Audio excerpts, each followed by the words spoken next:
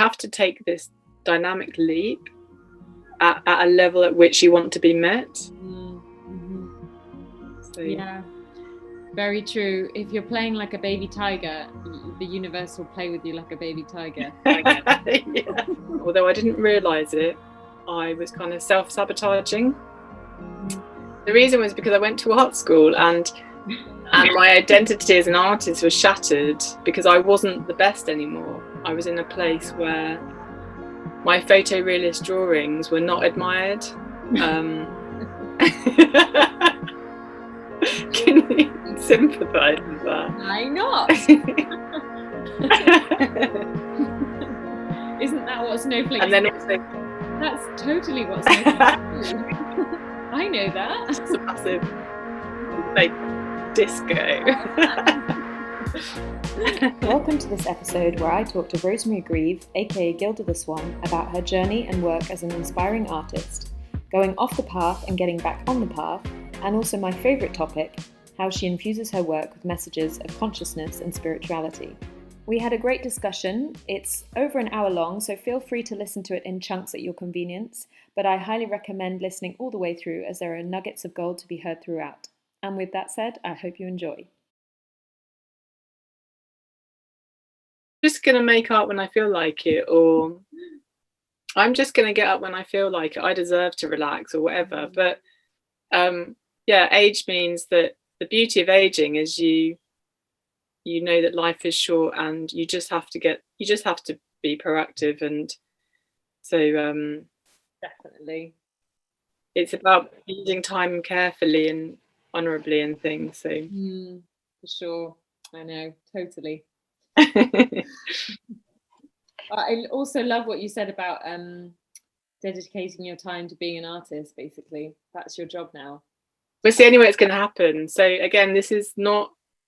It's a shame I didn't appreciate this when I was 18. But it's also something I do quite a lot. Is I listen to interviews with other artists that I admire. This has happened for years. I'd go through a Bjork phase where I'd listen to her in an interview, or I'll. Most recently, it's a Japanese illustrator called Yuko Shimizu, and she gives amazing advice. And then even just a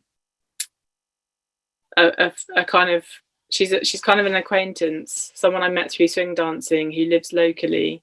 She studied illustration quite recently. She went back to study again, and she's doing extremely well. And she passed on some advice to me that she got from another artist, which is that if you want to be an artist, you just have to say to yourself, I'm an artist, but it doesn't happen by accident.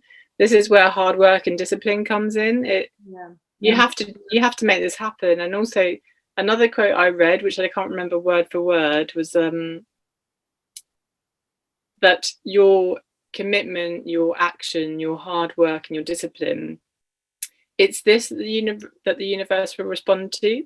The more you throw yourself into something, the more things will start popping up, because you're generating energy. It's like and I've learned this so many times that taking my foot off the gas and just chilling out too much, it just gets you nowhere. You just the years fly by, and it's not, and it makes me quite depressed as well. So I'm definitely I'm either a doer or I've learned that I need to be a doer.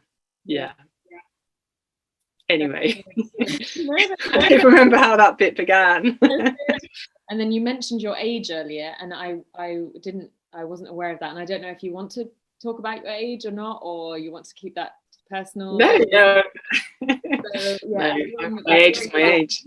It's amazing, and because you look amazing and incredible, and then just thinking, I mean, obviously you had this in it was like your childhood thing, and often they say that whatever you're passionate about in your childhood is kind of like a bit your calling, kind of what you should do. So from in between then and art school, and then being 45 and just kind of getting back on the scene of producing art, I suppose, if that's correct in me saying. I'm interested also in the bit in between. where you diverted? And Sure. So what so how did I go off track? yeah, How and why? yeah, how, why, and then how did you come back on track? Okay. So because for me, clearly you were an artist. Like, that's what you wanted to do as a child. You chose to go to art school, and you were a bit like knocked off your horse because you came into this world of, I guess, competition, but yeah, it didn't mean that you weren't like legitimate in your pursuit of being an artist. So yeah, it's just no. and then the gap in between that is like the interesting piece of like you came off the path and then you came back onto the path. So yeah, I'd like to know about like about that as well. Okay. Well, That's a lot. so what happened? I'll carry on with the timeline, but I'll try and go into less detail because otherwise it's hard to see the sense in how one thing had a knock-on effect with the other. But in my degree, I explored loads of things, and one of them was abandoning drawing and depicting things in a very realistic way. And just well, actually, I went into it performance. Then I was living in a city I worked at Cream nightclub, and so I go out dancing all night. And nice. I love this idea of tribal dancing, and I've always loved anthropology, and I've always felt that as modern, at the time, 20th century, actually we're just 21st century Western human beings, we talk about developing countries as if they're lacking in something sophisticated that we think we have. But something I've always loved is that this idea of being animalistic and responding to basic things like rhythm and movement, and that when you come together with lots of people and you move together, that you're transported, you go into a different state, and basically it's great fun.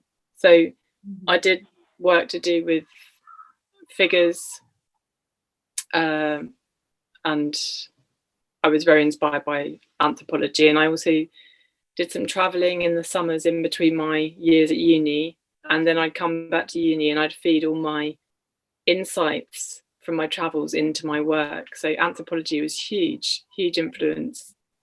Then when I graduated, something that again created a bit of a rupture was I left Liverpool, where I had all this momentum and a huge sense of empowerment and clarity, because I also wrote a dissertation on a topic which was quite unusual, and I got like 98% for my dissertation. It's like my work was my religion. I was so devoted to it, and I suppose when you're devoted to something, you achieve great things. And for me, considering I'd started my degree fairly broken, I was really happy. I felt great. Then I made the mistake in a way of moving from Liverpool to Manchester, because I had a boyfriend there who I'd been with for quite a long time. I moved to a city where no one knew me and no one knew me as an artist. And I shared my work, but I didn't have the positive feedback. I'd lost my community. And I was also a girlfriend, and my boyfriend at the time was a musician, and I lost my momentum and I lost my peer group who, I think that's one thing I've learned, is the real value and importance of people around you to support you. You ping off, you buzz off each other, and you support each other. So so something that's that has been a problem in my life, which I think is really common for creative people, is how do you make a living from this? And I'd been warned as a child that being an artist was never going to be easy in terms of generating an income. And when I moved to Manchester, the classic the classic line and story that people say, being an artist, you never make it, you never earn enough money, it's like awful, but it is a fact. Well, it isn't a fact. anyway, I became an art technician. Personally, I don't believe it's a fact at all, but it is a kind of common line. What I meant to say is like a common line that we get fed by people. Yeah, and it's so discouraging. Mm. It's so discouraging. And I think also perhaps it's to do with because I'm interested in anthropology, I'm always looking at myself and my friends as a product of our conditioning by the society we happen to live in, that we've heard from a young age that life is all about financial success. And it's as if all those other things like fulfillment and empowerment are not important goals, things to work for. Absolutely. Definitely. So just if we come back to where you left Liverpool University and you went to Manchester, right? Is that correct? So, and that's super interesting. I just wanted to come back to the point as well that you said you got 98% in your dissertation. That is like amazing. Incredible. Like it's probably super rare. Well, my tutor was also, her comments. Yeah. So your work is marked and then they have comments, and her comments were like, I can't fault this. And I think I just threw myself into this topic, and I was crazy in love with it. It was like a romance, and I was living and breathing it. And the topic was also a living subject. I was reading magazines and putting in things that had only been published a week ago into my dissertation, because it was very much something a phenomena of the moment, and that was very exciting. Yeah. So I did consider going into art writing. I thought when I graduated I could go to London and start writing about art, and like an anthropologist writing about the art world. Yes. But so then you you moved to Manchester with your boyfriend, and then you kind of lost your community, your peer group who were like supporting you. And it's super important as an artist to have that like feedback, and the people that are around you that are willing to hold space for you as an artist and see you in that light and give you, it might be sometimes not such positive feedback, but at least kind of constructive feedback. Yeah, there's people that are willing to hold space for you. So it sounds like you lost that group, that peer group that you had. Sure. But then what happened? What happened next? So you were in Manchester.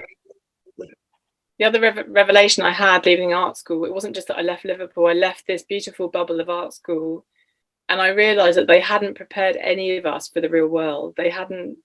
So the business side of being an artist, my degree course was massively lacking in that. Yeah. I moved to Manchester and I realised I started networking and getting to know people in the arts there, and I realised if I could work as a technician, I could still be in galleries and around artists. So basically, that was the beginning of a 12-year career. I was a technician for 4 years, working with artists, like personal assisting, and also working for galleries and museums. And over that time, I became really knowledgeable about different types of art, like a video installation, hanging an oil painting by Lowry worth $1 million or several million. So anything from classical work to contemporary work. I worked with loads of artists, from emerging artists to international artists. I remember working for a Chinese artist in his 60s who was a bit of a legend. We were on a scaffold during the night, hanging these Chinese characters from the ceiling of the gallery space. It was an amazing time. I was really happy, but it was feast or famine. But anyway, being an art technician, it was so gradually my artistic practice dried up with the demand of independent living, earning money. But I suppose being around artists was the next best thing. And then from being a technician for 4 years, I became like an assistant curator, because by that point I built up experience. And it was just this career what do you call it, trajectory, and this career developed. I was meeting people who really wanted to be curators, and they were studying museum studies at uni, but I never particularly wanted to be one. It was just a momentum of this new path I was on, and a need to earn money. I became interested in, exactly. It was like, it was what am I going to do? I'm creative, therefore I work in a creative world. But that was when I stopped making, really. So interesting. Very, very meeting with artists and not seeing myself as being the same thing anymore. It was definitely a loss of identity. So if we fast forward then to now, so COVID happened, and that kind of like lit the spark of like, okay, I've got to do this now. I've got to actually refocus and really put my energy into my creativity. So now what do you like creating? What are you working with? What materials are you working with? I've gone back to really simple things. So something I did before COVID, me making simple work, like illustrating things on paper, is that I've got things to show, because I was literally just thinking, it would be amazing if you have some I do have some things to show. But I also had this period of being a dancer. So before coming, this is like coming full circle, like sitting at a desk, having paints, pencils, thinking about words, language. Before that, I went through a phase. So I got to the point of being a curator. It was very, very cool. It was exciting, but it was also quite stressful. The particular place I happened to be working, and my way of dealing with the stress and me coping with the job was to get into movement. So I had this massive epiphany about movement and dance, and that's when I got into swing dancing, Lindy Hop.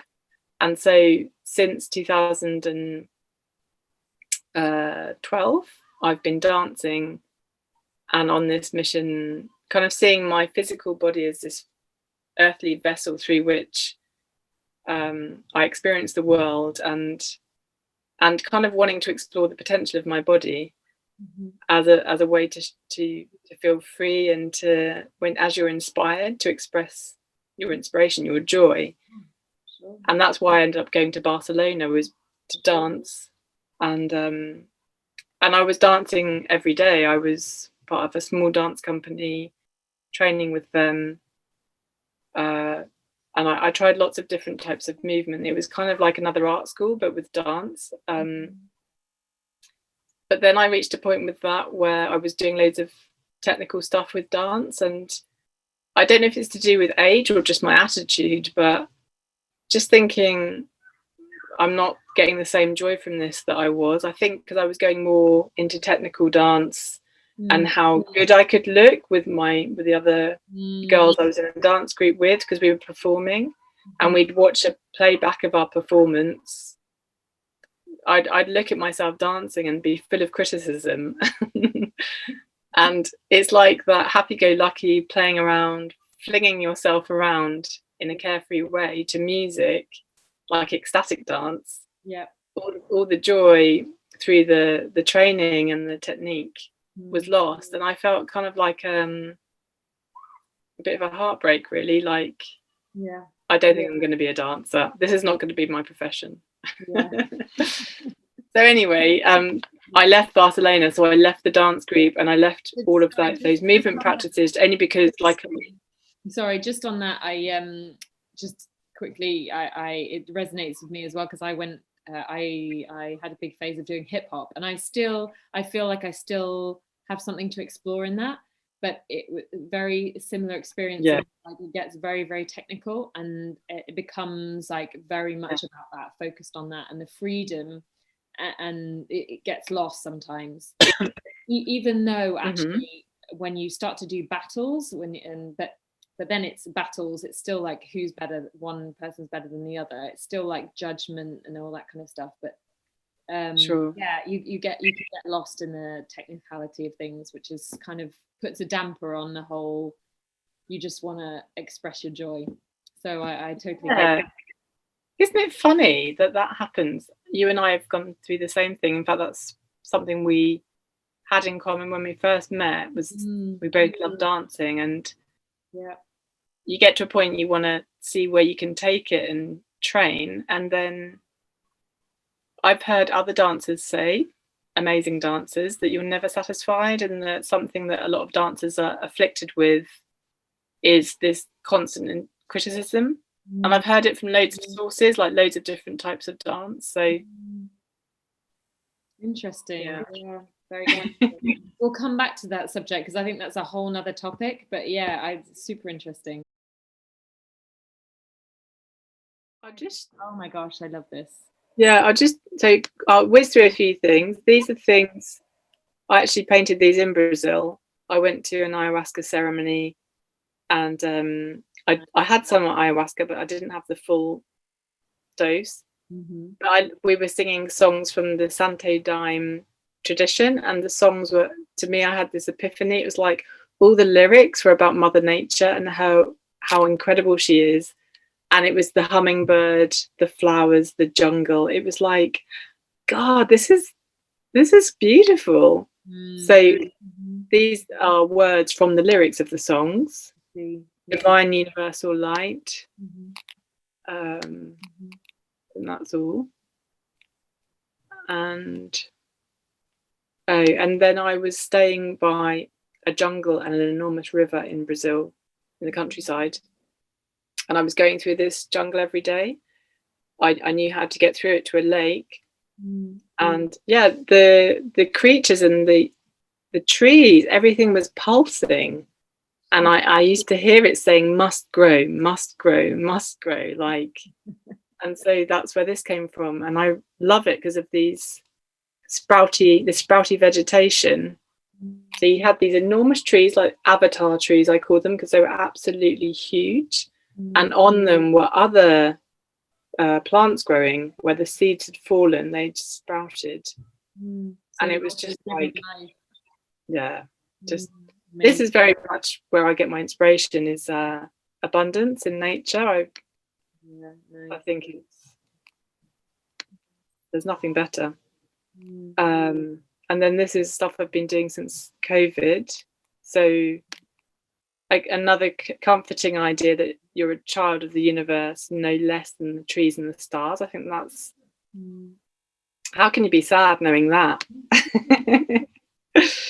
So I just think, the actual piece of art as well is super interesting. That's why this one, I started it and I was quite unhappy with it at first, and I thought it was a disaster, but I just persevered, and then it turned into this with the eye. I love it. Fire as well. So that's something I always tell myself, that you can start judging something you're making quite early on in terms of success or failure, and you can judge it in terms of what you think it should become. But something I draw a lot of inspiration from is children and dogs. It's this freedom, just live in the moment, create without any ego about making it into some masterpiece. Just create for the joy of creating, and you can't go wrong, I don't think, with that. So very true. This is like a lot of people, I love quotes by Rumi because they hit the nail on the head perfectly. And over the years I've had periods of loneliness, confusion, and always the natural world has been the place where I feel comfort. And this idea, so something that's definitely a theme in my life, and something I want to explore more in my work, is this idea of the cosmos, that we're the macro micro. And this was going into autumn again. I'd got back from Brazil. I think I got back from Brazil in July, August. Had a bit of the UK summer, and going into autumn there were loads of dried oak leaves shedding from oak trees. So as a way to want to free up my way of painting, because all this detailed lettering, it takes forever. I wanted to free things up a bit, so I started using leaves as stencils. And I just find this quote adorable, that every one of us is vulnerable to loneliness. We're all fragile, aren't we, in terms of we can feel so dark. We're fragile and strong. We're both at the same time. I think that's what it is. It's like embracing the polarities that we have, is being both vulnerable but also very, very strong. Totally. But that is a beautiful quote. Do not feel lonely, the entire universe is inside you. Absolutely. And I did that in a few different colors, although I don't have them all here. I played around with here we go. So then, be the change you want to see in the world. Nice. Again, this idea that we have within us what we want outside. This whole seeking things outside of yourself. You have a universe within you, and you have great potential to change within you too. So Totally. That was another. And because of movement and dance, I love this one.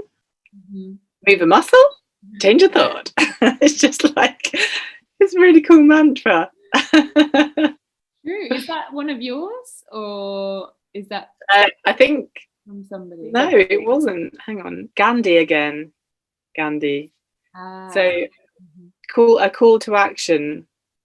So again, this is this idea that movement is so amazing because it gets you out of your head and out of analysis paralysis, and it creates wonderful things. Oh gosh, it's so funny because we have this like laptop lifestyle culture thing. Working is about, if you're not like a manual worker, you're a laptop worker. You can be on your laptop and like trying to bang it out, and I'll be sat there sometimes like kind of forcing myself into like trying to do something, and then it's like, no, wait, just take a break, go and breathe, like move your body, go somewhere else, and then come back to it, rather than like trying to like force insist that you produce something. And it's so true. And move a muscle, change a thought. So basically what you're doing through the artwork that you're creating now is you're taking conscious messages and you're infusing them into your artwork and creating a piece out of the conscious message, which I love. It did just start with these dedications to my family for birthdays, and then it kind of escalated into what it is now. I think it was me wanting to, or sometimes it was me wanting to comfort myself. I'd read something, it would make me feel amazing, I'd want to put it down on paper. That is so true. Lovely.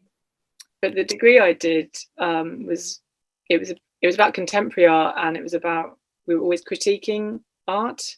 What does it mean? And the work that was really championed on my degree course was the really conceptual stuff. So for so many years I wrestled with producing this kind of work, because amongst some of my peers this would have been seen as being really twee and sickly and really obvious. So I think for years I was brought up with quotes and language and poetry through my parents, but for years it never occurred to me to use them in art, because it's the opposite of conceptual art. It's all kind of colourful and jolly. The one next to the dog. So about that one.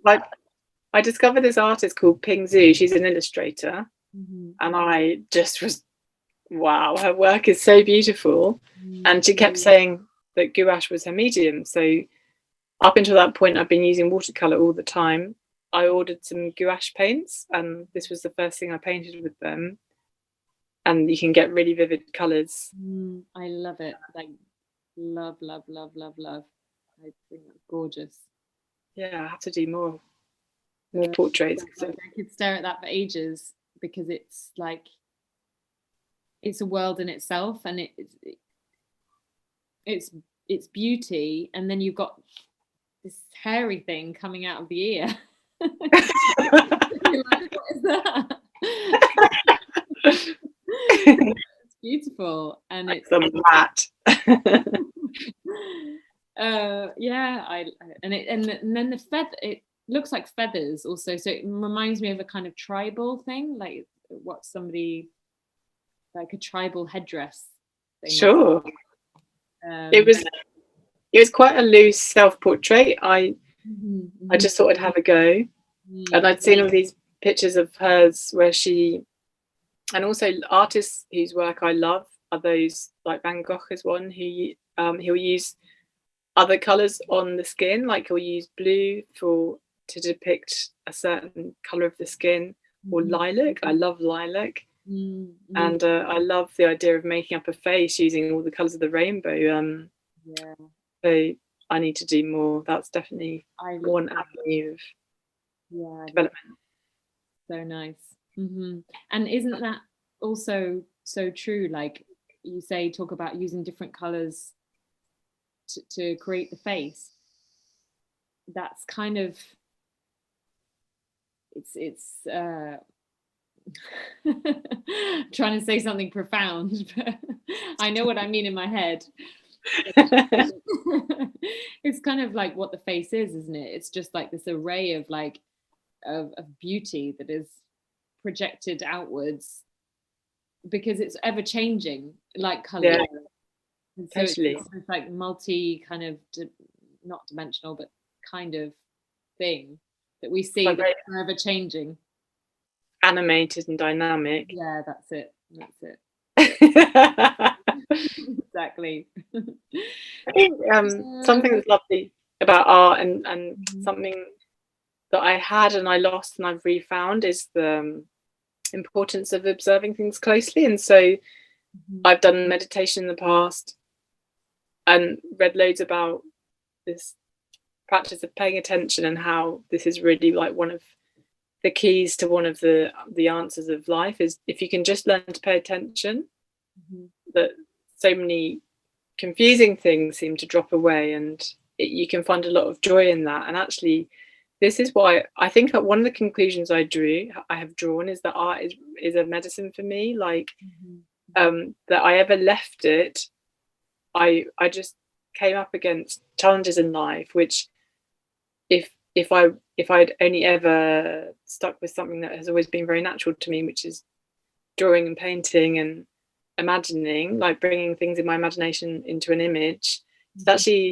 it's such a therapeutic thing to do. And when you talk about colours in the face, like to pay attention to a face and to allow your gaze, the luxury of really examining someone's face.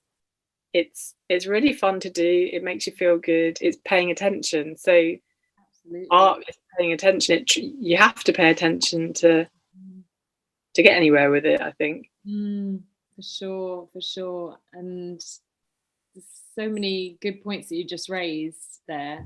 But one of them in particular, like art is medicine, and art has been your medicine. And I so very much believe that. It might not be for everyone, but I think it can be for certain people who might be wired that way. It's kind of what they need to, like it's a life-sustaining thing. Totally. People, who are inclined in that creative way, but and then even those people who may not think they are, actually it can be very liberating if they let themselves go into that creative process, because it's kind of like becoming a child again. Because it's just, like you say, paying attention to what is, and then giving your interpretation of it, and allowing yourself the freedom to do that is is really, yeah, it's very healthy, or it is very beneficial to your health. Very much. So, I think if you go to a nursery and you observe children, the majority of them have fun playing around, creating things. And I think we're taught to grow up, and in growing up we're taught to control ourselves, which is fair enough to a point. But but being playful, I have no doubt, and there are loads of even scientific studies now to show that playfulness, which children are masters of, makes us feel great. And also there's a program on Netflix called The Creative Brain, and I think it's Tim Robbins, who was in the Green Mile. No, he was in Shawshank Redemption. He works in prisons, and he does acting classes in prisons. And another guy they interviewed is a writer doing creative writing with prisoners. But Tim Robbins concludes that it's through not being creative all the time that he thinks there's a really strong link with depression, anxiety, and kind of chronic loneliness. He thinks we're wired to be creative, as we're creative beings, and we have to be in order to work well. And it's just sad that for a lot of us, our creativity is shamed, isn't it? And then that's exactly it. It's just such a mess. It is. It's exactly it. Because it's true. When you look at children, they just are naturally drawn to creativity, and they will happily just let themselves go into that world, and without the judgment and without the shame. And so then they're like nourished by it, because it's not like they want to take their piece of artwork and show it to mum and dad, and have their mum and dad go, yeah, that's really amazing, that's lovely, and they want that kind of encouragement. But whilst they're in the process of it, they're not going, oh my god, this is rubbish, isn't it? My sunshine isn't very good. My mud pie has to be the tastiest. I probably shouldn't show this to anyone, because the house hasn't got straight lines going up. Oh goodness. So, yeah, and why should we disconnect ourselves from that essence? Because as children, we are generally, unless we have specifically traumatic experiences, we are generally very happy and nourished beings. And then we get to adulthood and we become this like anxious, neurotic mess. Lots of self-doubt. I speak for myself, but also for many people, I think. And so what's the disconnect? Why do we go from that to that other place? And it's like what you're saying, talking about the guy that was saying that that's the reason why many people are depressed, is that they lose connection with their creativity. So I think it is super important that we engage in that. And that's why I think if you have to see it as medicine, then regard it as medicine. And I remember, I think I was going through a tough time some years ago, just really confused and lost, and I thought, well, I'm sure if I start drawing I'm going to feel better, and that's what happened. It's quite simple, but you don't have to see it as medicine. If you feel great, just see it as play, which you have a right to be playful, and the universe is playful. So I think it's at the heart of who we are. And you don't have to see it as medicine, very true. But some people, I think they don't, as adults, they think play is just for children. Play is not for adults. So actually they wouldn't dare give themselves the time or space to actually play. So maybe for some people they need to see it as, okay, this is actually my therapy now. My art therapy. Do it and get in that space. But anyway, so I wanted to ask you, if you want to go back to the other, anything else you want to show us, or okay, not really. I think something I've done recently, which I really loved, was we had this massive arrival of snow, which you never have here. And after months, weeks of darkness and mud, the snow was like this. It was like suddenly our environment just changed. It was magic, and it's because it's such a novelty.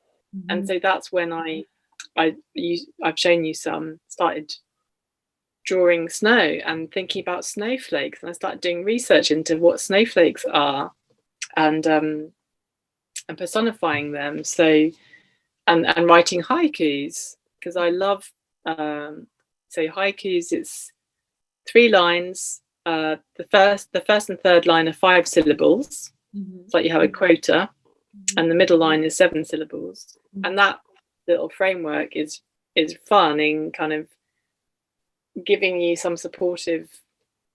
It's like a game, isn't it? And so I was writing haikus and loving it with my morning cup of tea, and then illustrating them. So I've written a haiku about a snowflake as a dancer, as a snowflake as like a traveller coming from another dimension. Ooh, can we get this? Well, this is the dancer. I did this one yesterday. Can you read it to us, because it's not so easy? Oh, okay. Snowflake dancer, live performance in the air, lands to take a bow. Nice. So I love the idea of this snowflake busting out some moves as the coming down, and then coming down and taking a little bow. No. Isn't that what snowflakes And then also, that's totally what snowflakes do. I know that. It's a massive like disco. But also the snow, our dogs love the snow, so seeing them go nuts in the snow, just it's like my walks with, I was just laughing out loud, because and meeting people and laughing to them about it's like the dogs, they show me things I would ignore or not notice otherwise. So yeah, I get that absolutely. So I wanted to ask you, what looking at your whole kind of journey through art, and your whole life journey, basically, what advice might you give to other people who are kind of thinking about reigniting their creative passions and well, really making a go of it, and kind of / what would you do differently?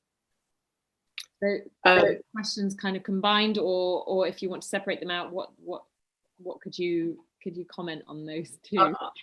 So I do differently. I just get going from a younger age. I wouldn't have I think of it as wasting time, but I have been on journeys which have brought me here. But so I had clear voices in my head, my inner voice speaking to me at the age of 17, 18, and I remember choosing to ignore it and do something else. Wow. Because of fear. What was it saying? Well, when I left high school, I had just started, I'd just fallen in love for the first time, and he went off to university, and my voice said go backpacking, because since I'd been really young, like 8 or so, I'd wanted to go backpacking. I'd constantly imagined myself on the road. Wow. And I went to uni because everyone else was going to uni and I didn't want to get left behind. So it was about being afraid. I was really afraid to make that leap into the unknown. Again, when I finished my degree, my vision was to go to London and go into art writing. But I went to Manchester because I was in a relationship and I was afraid to lose it, even though it wasn't the best relationship, to be honest. I moved there out of fear. It wasn't really for me and my work flourishing. Yeah. So I'd say, really, as hard as it is, face the fear and really try and understand what gifts you have, or what are you going to be happiest doing in your life. And even though you might want to hang on to people or places in your life, if they don't really work in accordance with what you know you're going to be happiest doing in your life, then take the painful reality check, and just, you have to forge ahead, even if it means being alone. And that's something takes a lot of courage to do. But I've met people who've done it, and I've really admired them. Yeah, I like it. So the advice you'd give: face your fear, or try as best you can to face your fear, because it's easier said than done. But I know what you mean. And don't be afraid of like leaving places or people kind of behind if they don't fit with what you're trying to create, basically. The direction sorry, I think that's so, yes, I very much agree with that. Easy to say in hindsight. It is beautiful. So I'd also say discipline, self-discipline. I'm a great believer in that. Because I think when it comes to being artistic, creative, there's this idea of you can that you're carefree and daydreamy, and you can just waft along and things will happen to you. But I think if you're fairly ambitious, if you want to be a brilliant artist and live for it to be your life, I think very few people have been accidental successes. I think all of the artists that I admire from the part, like well into history and now, I think they've all got there through hard work, devotion. So you can think of it in spiritual terms as devotion, devoting yourself. Absolutely. That's the thing I'd say. Nice. I like it. Yeah, so I regret being lazy in the past. I've been I've chugged along, but I haven't gone for it like a tiger. Yeah. And going for it like a tiger is just absolutely very important. Yeah. You have to mean it. I think if you want the universe and all its amazing energy to meet you halfway, you have to take this dynamic leap at a level at which you want to be met. So, yeah, very true. If you're playing like a baby tiger, the universe will play with you like a baby tiger.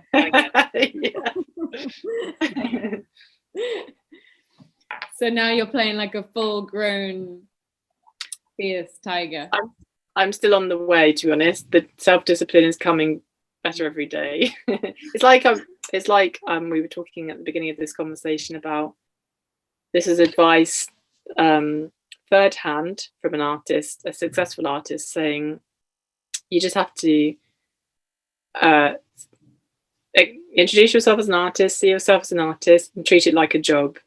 And there'll be crappy bits like having to build a website, learning Photoshop, which is what I'm doing at the moment. There's loads of kind of unsexy things you have to do, but you have to keep your mind on where you want to be going or where you are going. And just, I think I can think of numerous occasions when I started a project or I started something really cool and exciting and I gave up because I lost faith in what I was doing. So somehow can believe in what you're doing and devote yourself to it, and give yourself a good kick up the arse as well, because you will have to work hard, I think. Things innate to work hard, we all have to work hard. Absolutely they do Butterflies work hard to become butterflies. Oh my gosh. Yeah, absolutely. I've watched caterpillar chrysalis. It was either the like forming stage or the breaking out stage, one of the two, and it's crazy. It's like a crazy massive movement of wriggling that they do. Wow. Yeah, Yeah, and I didn't see the kind of like caterpillar to that, unfortunately, or the chrysalis to the butterfly. That would have been absolutely magical. But I did see a lot of like massive wriggling going on. So God, exhausting. yeah, absolutely. So yeah, you're right.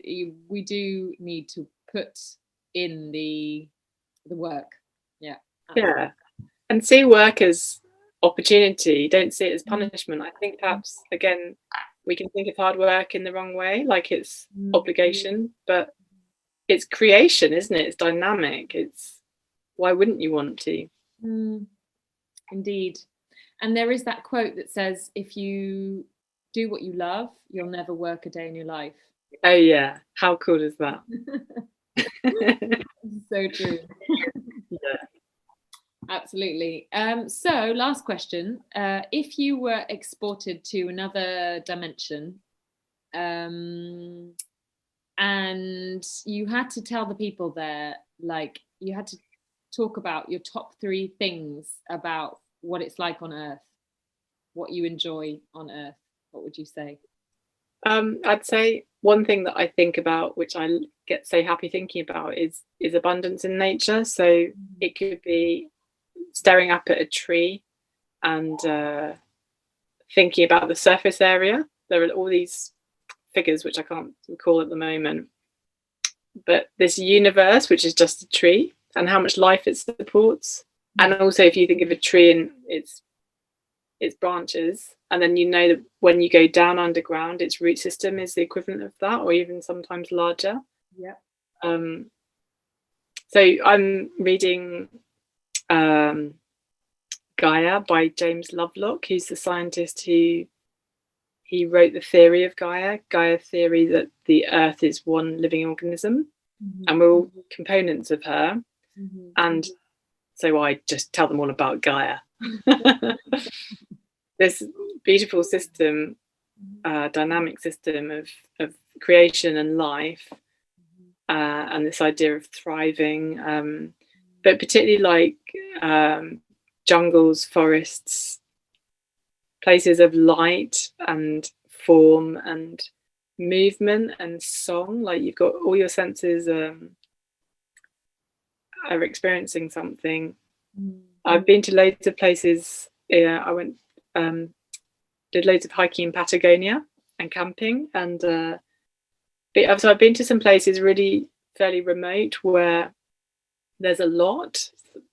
Like I went for a walk this morning and there's always a road fairly close by, or there's a sign saying no trespassing.